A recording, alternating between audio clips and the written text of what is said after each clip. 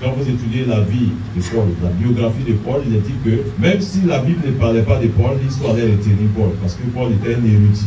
C'était quelqu'un qui était un connaisseur, puisque déjà très jeune, il était pharisien. Donc Paul, ce n'est pas n'importe qui. Parce que pourquoi Dieu l'a saisi pour dire, viens, tu vas travailler pour moi. Vous comprenez? Alors nous allons continuer aujourd'hui notre séminaire, revenir sur ce qu'il a dit, et ça c'est une vérité fondamentale. Il y a une joie, et c'est un bonheur, c'est un privilège, c'est une richesse que nous soyons des instruments qui conduisons quelqu'un au ciel, dans le royaume de Dieu. La Bible le dit clairement. C'est la seule chose qui donne de la joie au ciel. Lorsque un pécheur se détourne de sa mauvaise voie, qu'est-ce qui se passe au ciel?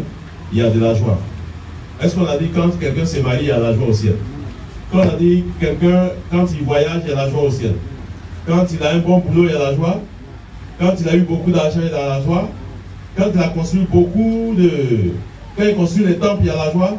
La Bible nous dit, et c'est le Seigneur Jésus qui a dit, il y a de la joie dans le ciel lorsqu'un seul pécheur se détourne de sa mauvaise voie. Donc la repentance, voici pourquoi le ministère de la repentance doit caractériser le ministère de tout homme de Dieu. Si vous êtes dans une communauté, une église, que le pasteur ou le prophète ou la prophétesse n'a pas de message qui amène à la repentance, posez-vous beaucoup de questions et faites beaucoup attention. La repentance, ce message a été le tout premier message que Jésus lui-même a prêché. Repentez-vous, Jean-Baptiste l'a dit. Repentez-vous parce que le royaume des cieux est là.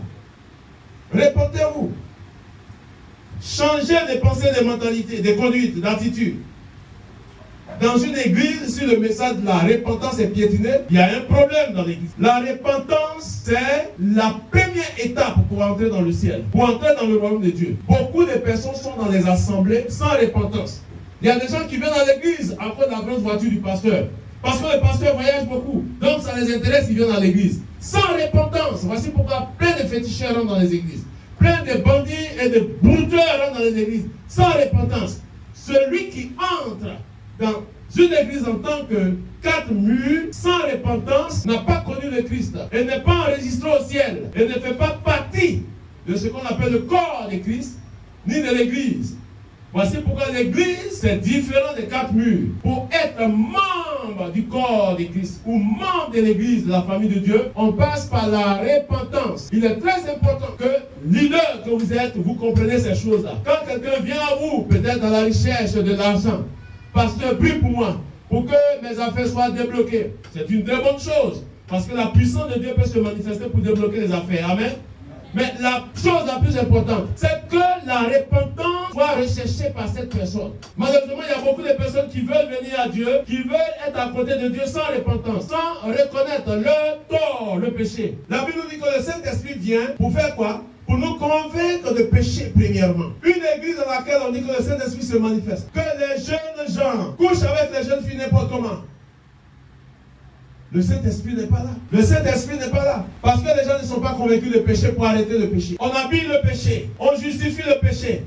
Nul n'est saint. Souvent, il y a certains qui disent que vous qui pensez être saint là, 3 fois saint, vous les 3 fois saint, nous on nous appelle comme ça. Vous les 3 fois saint là, le jour où vous entrez au ciel, fermez la porte et puis jetez la clé. Vous comprenez? Parce que les gens cajolent le péché. Les gens aiment marcher avec le péché. Ils n'ont aucun remords lorsqu'ils font le mal. L'homme a péché contre Dieu. Et c'est ce message-là que le Seigneur Jésus veut que nous puissions annoncer et prêcher.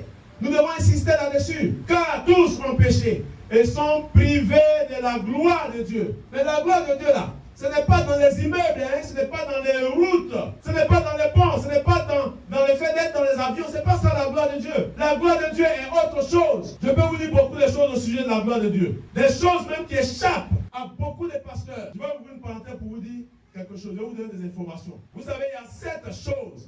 7 éléments qui sont des richesses, qui sont un héritage et qui sont partie prenante de ce qu'on appelle la promesse qui a été faite à Israël, pas à aucune autre nation, même pas à l'église. Mais souvent l'église va s'accrocher à ça. L'apôtre Paul, l'apôtre est gentil. Il dit que nous sommes un olivier sauvage. Ce n'est pas une injure, c'est ça qui est vrai. Nous sommes des païens. Toutes les églises sur la face de la terre sont constituées de peuples païens. Mais on dit cette terminologie, ça choque les gens, ça les étonne. Moi, je suis païen, vous comprenez? Je suis un païen qui s'est repenti. Mais je suis païen. Celui qui païen sur la terre, c'est un juif. Sur toute la face de la terre, seul le peuple d'Israël n'est pas un peuple païen.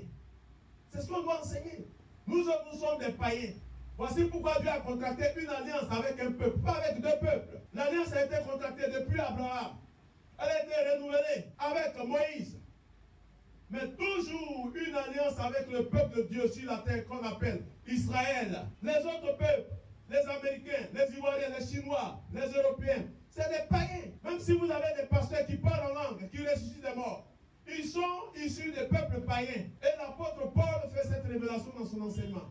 Au chapitre 9 du livre de Romains. Les alliances, ça appartient à qui? Aux Juifs. La loi, c'est pour les Juifs. Les patriarches, c'est pour les Juifs. Le culte, c'est pour les Juifs. La gloire, ce qu'on appelle la gloire, là, je suis en train de vous parler de la gloire véritable. Ce n'est pas votre gloire que vous calquez sur des choses qui scintillent sur la terre. La gloire appartient à Israël. On va ouvrir ce texte dans le livre de Romains. Je sais que vous avez déjà rencontré ce texte-là. Romains, le chapitre 9. Et ça, c'est des choses qu'il faut enseigner à des pasteurs qui sont têtus, qui veulent remplacer Israël. Les gens pensent que l'Église peut remplacer Israël. Romains, le chapitre 9, à partir du verset 1. J'ai dit la vérité en Christ. Je ne mens point. Ma conscience m'en rend témoignage par le Saint-Esprit. J'éprouve une grande tristesse et j'ai dans le cœur un chagrin continuel. C'est Paul qui est en train de parler. Il dit qu'il éprouve une grande tristesse à cause du comportement de ses propres frères juifs. Parce qu'ils n'ont pas la révélation et ne comprennent pas ce qui se passe. Car je voudrais moi-même être anathème et séparé de Christ pour mes frères, mes parents selon la chair. Mes parents selon la chair, c'est qui? C'est qui? C'est les Juifs. Ensuite? Qui sont israélites et qui appartiennent. Non, à. Et qui appartiennent. À qui? À qui appartiennent l'adoption. Écoutez bien. Et la gloire. À qui appartient l'adoption? L'adoption appartient à qui? Selon ce que Paul dit. Ça appartient à qui? Il dit à ses parents selon la chair. Aux Juifs, aux Israélites. C'est pour eux l'adoption. Quand on parle d'adoption. Ensuite, c'est la première chose. La deuxième. Et les alliances. Tu as sauté. À qui appartiennent l'adoption et oui. la gloire. Et les alliances. Oui. Et la loi. Et le culte. Et les promesses. Et les patriarches. Oui. Et de qui est issu, selon la chair, le Christ, qui est au-dessus de toutes choses. Dieu béni éternellement. C'est le Christ qui est au-dessus de toutes choses, mais il est Dieu béni éternellement. Le Christ est issu de son peuple. Il constate que ses frères dans la chair ne comprennent pas ce genre de choses. Alors que c'est eux qui ont cette richesse-là. Vous avez noté qu'il y a 7 éléments sur lesquels peut-être à une autre occasion on pourra revenir pour que vous compreniez. Ce n'est pas pour l'église. On peut s'asseoir. Ce n'est pas pour l'église. Les alliances, quand on parle des alliances, c'est quoi? Parce qu'en réalité, il y a 2 alliances. Il y a une première, il y a une deuxième. Et entre les 2 grandes alliances, il y a une troisième qui s'interpose. Et c'est cette alliance troisième qui est considérée très souvent par les théologiens comme la nouvelle alliance ou la seconde alliance. Mais cette alliance-là, c'est une alliance que Dieu va établir entre lui et toutes les autres nations, mais en Christ. La première alliance a été établie entre Dieu et lui de façon directe, sans Christ. Vous comprenez? La nouvelle et seconde alliance qui est entre les 2 grandes alliances, la première qui est l'ancienne, la seconde qui est une alliance dont la manifestation est eschatologique, c'est-à-dire future. Elle ne s'est pas encore manifestée, elle ne s'est pas encore déroulée. La première est passée parce que le Christ est venu pour mettre un tampon. Parce que Dieu avait son peuple, qu'on appelle Israël en tant que peuple missionnaire. Mais ce peuple n'a pas fait sa mission par désobéissance. Et le temps arrive où Dieu envoie son Fils comme intermédiaire, trait d'union entre les 2 grandes alliances. Parce que dans cette seconde alliance, selon ce que les prophètes ont annoncé, les Saintes Écritures enseignent, c'est que dans cette nouvelle alliance, seconde alliance pour Israël, tout ce qui s'est déroulé en Israël dans le passé, ça va revenir. Ce que l'Église rejette aujourd'hui. Parce que cela n'est pas à l'Église. Savez-vous que les sacrificateurs qui existaient, qui faisaient leur office et leur sacrificature dans la première alliance, vont apparaître dans la seconde alliance avec Israël. Les mêmes rituels, rites qui se pratiquaient dans l'Israël ancien, ces mêmes rituels vont venir. Mais aujourd'hui, nous sommes dans une alliance où on n'a pas besoin de ça. C'est prophétique. Et c'est dans cette seconde alliance que le Seigneur va accomplir tous ses desseins envers Israël. Par rapport à ce qu'on appelle la manifestation ou la réalisation des 4 ères qui vont se manifester. Les 4 ères, c'est-à-dire la réunification. Parce que le peuple d'Israël sera réunifié. Les deux grands royaumes, Israël au nord et puis Israël au sud, ces royaumes vont être réunifiés. Parce qu'il y aura le troisième ère qu'on appelle le rassemblement de tous les terres qui sont éparpillés. Le rassemblement, la réunification. Et quand ces deux ères vont se manifester, le troisième qui est le rétablissement. Parce que le peuple d'Israël sera rétabli. Et le quatrième ère sera ce qu'on appelle la restauration de ce peuple-là. Mais ces quatre ères n'appartiennent pas à l'Église. Ce n'est pas des choses qui ont été prophétisées pour l'Église. Les prophètes ont annoncé cela. Voici pourquoi. Lorsque le Seigneur est en train de dire, restez ici, et la puissance descendra sur vous, serez mes disciples. Les apôtres qui savaient toutes ces choses ont dit, Seigneur, est-ce en ce temps que tu rétabliras le royaume d'Israël? Parce qu'ils aspirent à ce rétablissement-là. C'est parce qu'ils aspiraient à ce rétablissement que quand ils ont vu Jésus qui prêchait, qui guérissait les malades, qui était entouré, qui drainait une foule, ils ont dit, mais c'est que c'est le Messie. C'est celui qui a été promis qui devait venir délivrer. Donc, on va t'installer, on va prendre des armes et puis on va chasser les Romains. Jésus a dit non, c'est pas ça. Parce qu'ils n'avaient pas compris que ce n'est pas dans ce temps-là que le Messie devait se manifester. Le Messie qui doit venir pour leur délivrance, lorsqu'il apparaîtra, ses pieds vont descendre sur le mont des Oliviers. Et ce jour-là, les Juifs seront envahis. Et ils vont crier en le voyant. Hosanna, béni soit celui qui vient au nom du Seigneur. C'est dans la seconde alliance que toutes ces choses vont se réaliser. C'est dans la seconde alliance. Quand j'ai annoncé une fois cela sur les réseaux sociaux, j'ai dit que les funérailles de Jésus vont être faites. Parce que quand Jésus est mort, on n'a pas fait de funérailles. Mais la Bible a annoncé cela. Les prophètes ont annoncé les funérailles de Jésus. Mais avez-vous lu dans les Saintes Écritures dans le Nouveau Testament, quand Jésus était mort, est-ce qu'on a fait des funérailles? Vous savez ce qu'on appelle des funérailles? Mais les prophètes ont annoncé ça. Les prophètes de Jésus vont être annoncés, vont être faites dans la deuxième alliance. Il faut scruter les Saintes Écritures pour comprendre. Et ces funérailles-là vont être organisées de sorte que la Bible nous dit de la maison de David, la maison de Nathan, la maison de Shimei. Chacune de ces maisons va s'organiser. Homme à part, femme à part. Et toutes les familles d'Israël vont être organisées ici. Ça sera des funérailles qui vont impacter toute l'humanité, mais qui ne seront pas organisées par des païens. C'est-à-dire, si tu n'es pas juif, tu ne seras pas dans l'organisation. La Bible a prophétisé ça. J'ai dit ces choses en parenthèse pour vous dire que quand on parle de seconde alliance, c'est tout ça qui est contenu dedans. La seconde alliance, c'est la restauration du peuple d'Israël. Et c'est lorsque le peuple d'Israël sera restauré que l'humanité va entrer dans une ère qu'on appelle le millénium.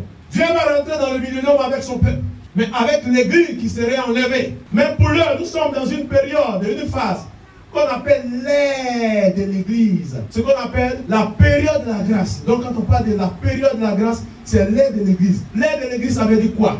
C'est un temps que Dieu a donné à l'église. Ce n'est pas pour Israël, quand même qu'Israël est sur la terre. Et Dieu l'a fait pour susciter quoi? La jalousie chez les Juifs. Parce que c'est eux à qui appartiennent l'alliance, les alliances, l'adoption, la gloire, tout et tout. Mais voici que Dieu m'impose sur eux. Il m'impose sur eux. Et puis il suscite un autre groupe qu'on appelle l'Église. Et l'Église va être composée de qui? Des personnes issues de toutes les nations sur la face de la terre qui se répandent, y compris des Juifs. Voici pourquoi quand on parle de l'Église, c'est l'ensemble de tous les croyants issus de toutes les nations. Mais quand on parle du peuple de Dieu, il est question de tous ceux qui sont descendants physiques, biologiques d'Abraham. Nous, on n'est pas dedans. Même si aujourd'hui, par la foi, on veut revendiquer des choses. Et donc, Dieu va mandater l'Église. Voici pourquoi quand son Fils arrive sur la terre, après les enseignements, son Fils va confier la mission de conquérir toute l'humanité. Voici pourquoi il va dire, faites des nations des disciples. Il a dit quoi? Faites quoi? Des nations des disciples.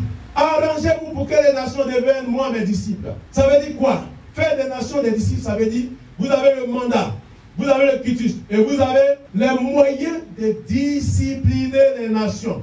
C'est nous, en tant qu'enfants de Dieu, en tant qu'Église, c'est nous qui devons discipliner les nations. Ce n'est pas les Juifs. Et discipliner les nations exige que nous soyons à mesure capables, dans l'autorité dont nous sommes investis de la part du Seigneur, de parler aux chefs d'État, de parler aux grands, à tous ceux qui pensent qu'ils sont élevés, Nous avons cette autorité, ce pouvoir. Jésus nous a donné ce mandat. Mais qu'est-ce que l'Église fait? Qu'est-ce qu'en tant que pasteur nous faisons? C'est malheureux de constater que les pasteurs font la courbaine devant ceux qu'on appelle autorité aujourd'hui. Quand bien même que toute autorité a été établie par Dieu.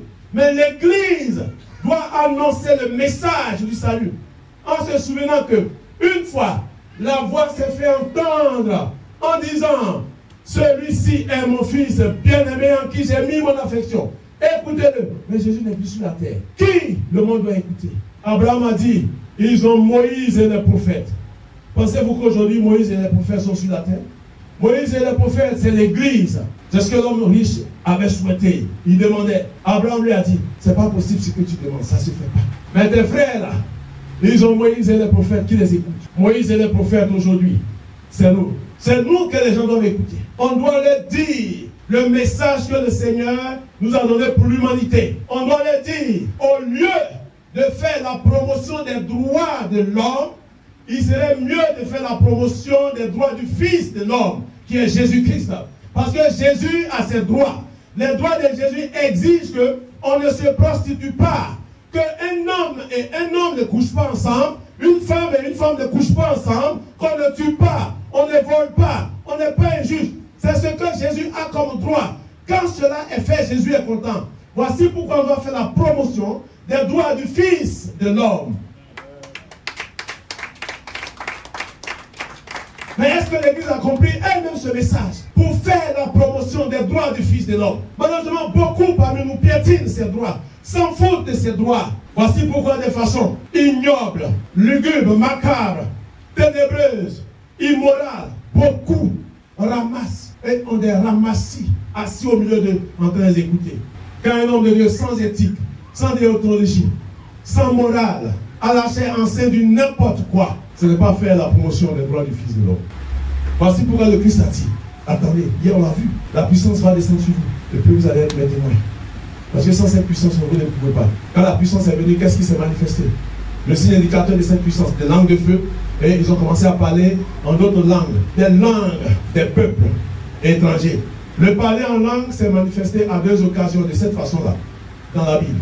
Et à deux occasions où Dieu exige la dispersion, au lieu de rassembler les gens. Parce que Jésus a dit: allez par tout le monde. Et la puissance viendra sur vous. Vous serez alors mes témoins ici, à Jérusalem, dans la Judée, dans la Samarie, jusqu'au... Donc, une propension, une propagation, une extension. Mais les gens veulent reçu puis sont restés en place. Dieu est pour la dispersion. Dieu n'est pas pour rassembler les gens dans un même lieu puis se bâtir une tour.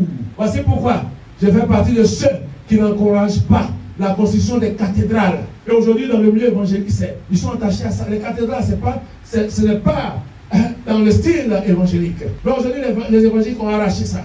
On construit un lieu de culte où des gens doivent quitter à Dabou pour venir. Des gens doivent quitter à Angré pour venir. Dans un seul lieu. Tout le monde doit converger ici pour qu'on ait un nom, pour qu'on parle de nous. Alors qu'on peut leur faciliter le culte, leur communion avec Dieu, en décentralisant les lieux de culte, en construisant des lieux de culte en Angré. La représentation de cette église, au lieu que l'église soit une cathédrale, elle peut être représentée à Angré, à Bassam, à Dabou, pour permettre à ceux qui se déplaçaient habituellement de Dabou jusqu'ici, de Koumassi jusqu'ici, d'économiser en termes d'argent et leur transport là. On peut prendre pour faire offrande, ça peut servir à d'autres choses. Que de quitter Angré, souvent on n'a rien à manger. Et puis on va prendre transport pour venir ici, on va faire offrande. Et puis on a des difficultés pour partir. J'ai dit que les pasteurs qui agissent de la sorte, souvent, soit ils ne sont pas intelligents ou ils sont méchants. C'est une façon de faire souffrir le peuple. Pour faire tout mal, il ne faudrait pas avoir cette vision, cette ambition de vouloir construire, de bâtir une tour. C'est parce que les gens voulaient se bâtir une tour. À l'époque de Noé, la Bible nous dit que les gens s'est rassemblés et puis ils ont dit quoi? Bâtissons-nous une tour qui touche au ciel, dont le sommet qui touche au ciel. Et la Bible nous dit que Dieu qui avait donné la recommandation, le message, depuis le commencement, à Adam et Ève, il a dit quoi? Remplissez la terre. Pour remplir la terre, on ne reste pas dans un seul lieu. On enfante. Et puis progressivement, on occupe tous les espaces. Le Créateur, il a dit de remplir la terre. Mais aujourd'hui, il y a des doctrines, il y a des théories selon lesquelles on ne doit plus faire d'enfants parce qu'il n'y a plus rien sur la terre. c'est des gens qui sont des antéchrists. Tous ceux qui raisonnent de la sorte. Quelqu'un qui dit qu'on ne doit plus fuir en femme, c'est un antéchrist. C'est une pensée antéchrist. Celui qui dit cela, il est contre Dieu parce qu'il accuse Dieu. Il dit Dieu qui a créé le monde, qui a créé la terre. Mais les ressources ne suffisent plus. Il n'y a plus rien dans la terre. Pendant qu'ils disent que les ressources ne suffisent plus, c'est eux qui viennent piller l'Afrique pour prendre la richesse de l'Afrique. Et puis ils disent qu'il n'y a plus rien à manger. Il n'y a plus d'énergie, il n'y a plus d'eau. Dieu a créé le monde. Et sa capacité de création dépasse tout entendement. Toutes les ressources sont là, jusqu'à l'éternité, si les hommes se comportent bien. Il n'y a aucune ressource qui manque. Il dit remplissez, faites des enfants. Les moyens sont là. On ne doit pas être paresseux, c'est vrai. Mais personne ne doit empêcher quelqu'un de faire des enfants. Si les Chinois sont trop nombreux, en Afrique, s'il y a de la place, il y a des zones, il y a des pays où il y a de l'espace, ils n'ont qu'à venir s'installer. Il n'y a pas de souci. Dieu n'est pas comme ça. Dieu veut qu'on occupe tous les espaces. Si vous n'arrivez pas à contenir dans une région, au lieu d'interdire que telle personne enfante ait 2 enfants ou 3 enfants, allez vous installer ailleurs. La Bible nous dit que les hommes avaient ce projet de rester sur place, construire une tour, on ne bouge pas. Et puis le sommet va toucher le ciel, parce que celui qui dit qu'il est Dieu, il nous dirige à nous, on va clair dans ses affaires. Dieu au ciel a dit, mais les gars que j'écris là, regardez les pensées, mais ça c'est dangereux ça. Le premier parler en langue va se manifester, sans que ce ne soit un don. Mais le premier parler en langue a été un châtiment de la part de Dieu. La Bible nous dit que Dieu va les confondre. Le premier parler en langue, c'était ce qu'on appelle la confusion des langues. Les hommes au départ, qui avaient une seule langue, ont commencé chacun, parce que la puissance de Dieu est descendue sur eux en châtiment, pas en bénédiction, pour les disperser. Il y a un qui dit chi, l'autre dit chan, l'autre dit chichou, chicha. Ils ne se comprennent plus. Il y a un autre qui dit coca, coca, kiki. Ils ne se comprennent plus. Je ne veux pas rester à côté de lui de peur qu'il puisse me faire du mal. Mais je ne le comprends pas. Comment est-ce que je peux vivre avec lui? Il prend ses bagages, il s'en va. Chacun va de son côté. Parce que Dieu est puissant. Dieu sait disperser les hommes. C'est Dieu qui a dispersé les hommes pour qu'aujourd'hui, les hommes soient sur toute la face de la terre. Sinon les hommes ne voulaient pas venir. Toutes les langues qui existent sur la terre proviennent de Dieu. Alléluia. Notre Dieu a créé toutes ces langues-là. Il a poussé les gens. Il a obligé les gens à recevoir une portion de sa puissance en parlant des langues. Je suis aboulé. Quand je parle aboulé, ça vient de Dieu. Tu es baoulé. Quand tu parles baoulé, ça vient de Dieu. Celui qui est chinois, quand il parle chinois, ça vient de Dieu. Tellement de langues sur la face de la terre. Ce n'est pas les hommes qui l'ont créé. Ce n'est pas nos ancêtres qui ont créé ça. Ils n'ont pas fait réunion pour dire à partir d'aujourd'hui, si on dit de s'asseoir, voici ce qu'on doit. Non, ça veut dire comme ça. Depuis les aïeux, et les gens ont continué de parler cette langue. C'est ce qu'on appelle la langue de la confusion. Pour confondre les hommes. Pour que les gens sachent que il n'y a de Dieu dans le ciel, sur la terre, en dessous de la terre, que lui seul, Adonai, celui qu'on appelle Melech HaMelachim, Makadosh Baruch El Roi. Il est le seul, l'unique. Il n'y a pas de Dieu. Et c'est ce Dieu qui se manifeste en Christ. J'ai dit ces choses pour que, en tant qu'enfant de Dieu, vous compreniez la puissance de Dieu. Vous ne soyez pas intimidés par les féticheurs, les marabouts, les vendeurs d'illusions. Celui que nous adorons, il s'appelle HaKadosh Baruch Hu. Il s'appelle Melech HaMelachim. Il s'appelle Roé Israël. Il s'appelle El Shaddai. Il s'appelle Adonai. El Eliona Adonai. El Eliona Cancan. C'est celui-là que nous adorons. Et il s'est manifesté un jour en Christ Jésus pour que nous puissions le voir, pour que nous puissions le toucher. Voici pourquoi les apôtres Jean ont dit, celui dont nous avons entendu parler, celui que nous avons vu, celui que nous avons touché de nos mains, nous l'annonçons à vous aussi, afin que vous soyez en communion avec nous. Or, nous, notre communion est avec le Père et le Fils. Est-ce qu'il y a des gens qui sont connectés au Père et au Fils? Vous êtes dans la vérité.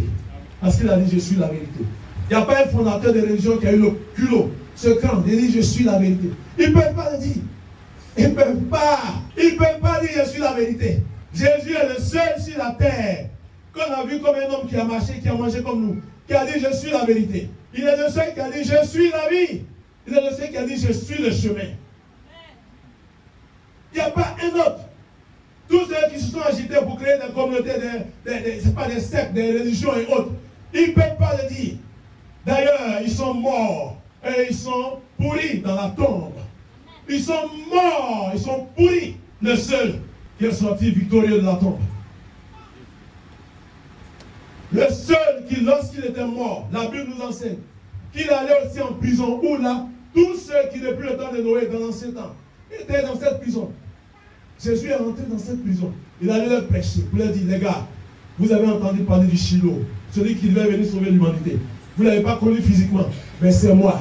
Je viens de finir ma mission tout à l'heure sur la face de la terre. Je viens maintenant vers vous pour vous dire que c'est moi le Shiloh, celui qui me connaît, qui m'accepte à la vie éternelle. Quand il a fini cette mission-là, en dessous de la terre, la Bible dit qu'il a fait 3 jours. Ce n'est pas parce que Jésus était fatigué. Il n'est pas mort et puis il n'est pas allé se reposer parce qu'on l'a trop flagellé ou quoi. Non, quand il est mort, la Bible dit qu'il est descendu en esprit. Il allait dans les régions plus bas que la terre. Et puis il arrive, il parle aux gens. Il dit, acceptez-moi, c'est de moi qu'il est question. Et quand il finit maintenant, il va vers le diable. Il dit, hé, donne-moi la clé là. Satan tremble, il lui met la clé. Et le 3e jour, il sort victorieux de la mort. Le seul, du 3 jours après, il est ressuscité. Combien sont ceux qui annonçaient qu'ils allaient ressusciter? Des sectaires, des fondateurs des religions. Combien ont voulu imiter le Christ? Souvent, ils se sont brûlés, incendiés dans leur lieu de culte, disant à les adeptes qu'après leur mort, ils vont ressusciter. Combien sont-ils aujourd'hui qui vont rendre compte à celui qui est l'avocat par excellence, Jésus-Christ, notre avocat? Ils vont s'expliquer devant lui. Alors, si ce Jésus-là, dont je suis en train de parler, nous dit, restez tranquille, recevez la puissance, ça ne sera plus pour la confusion. La première fois quand la langue était venue, les gens étaient dans un même lieu, puis ils se dispersent.